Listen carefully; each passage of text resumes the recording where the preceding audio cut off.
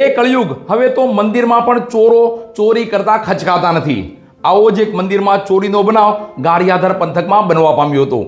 ગારિયાધારના પીપળવા ગામે આવેલ મેલડી માતાજીના મંદિર ખાતે ચોરે અડધી રાત્રિએ ચાંદીના છત્તર સહિતના સરસામાનની ચોરી કરી નાસી છૂટ્યો હતો.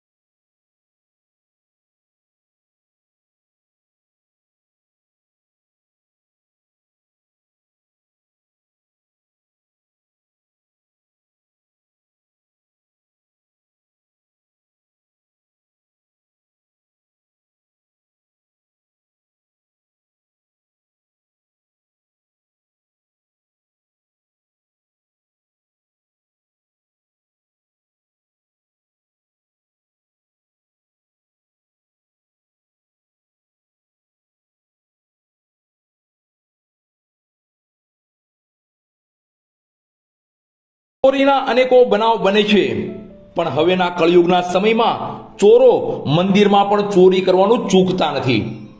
આવો જ એક મંદિરમાં ચોરીનો બનાવ ગારિયાધાર પંથકમાં બનતા ચકચાર મચી જવા પામી હતી. આ બાબતે વિગત જોઈએ તો ગારિયાધારના પીપળવા ગામે આવેલ મેલડી માતાજીના મંદિર ખાતે ગત રાત્રિના ચોરોએ ચોરી કરવાનો બનાવ બન્યો હતો. જો કે ચોર ચોરી કરતા રીતસર સીસીટીવી કેમેરામાં કેદ થયો હતો. પણ આ મેલડી માતાજીના મંદિરમાં ચોરીનો બનાવ બનતા જ ગારિયાધાર પંથકમાં ચકચાર મચી જવા પામી હતી. ચોરીનો બનાવ બનતા પીપળવા ગામના આગેવાનો રહીશોએ પોલીસને જાણ કરતા પોલીસ કાફલો ઘટના સ્થળે પહોંચી જઈ સીસીટીવી ફૂટેજ સહિતની માહિતી મેળવી આગળની તપાસ હાથ ધરી છે. મળતી માહિતી મુજબ મેલડી માતાજીના મંદિરમાંથી ચાંદીના છત્તર, ચાંદીનું શ્રીફળ સહિતનો કિંમતી સરસામાન ચોરાયેલું જાણવા મળી રહ્યું છે. પણ આ કળિયુગના સમયમાં મંદિરમાં ચોરીનો બનાવને લઈ લોકો નારાજ થયા છે. જો કે પોલીસે તપાસનો ધમધમાટ આદર્યો છે તેવા અહેવાલ મળી રહ્યા છે. મારું નામ દિનેશભાઈ રામજીભાઈ જાતો. દિનેશભાઈ, શું બનાવ બન્યો છે? ચોરી થઈ મારા મંદિરે. ક્યારે બનાવ બનેલો? લગભગ 2 ના ગાળામાં બની. હાલ ચોરીમાં શું શું વસ્તુ લઈ ગયા છે? 17 ચાંદીના 2 મોટા મોટા હતા. પછી ચાંદીનું શ્રીફળ હતું અમારું સુરતન દાદાનું મોટું છોકરું. પછી સોનાના 17 હતા. પાઘડી ચાંદીની લઈ ગઈ છે.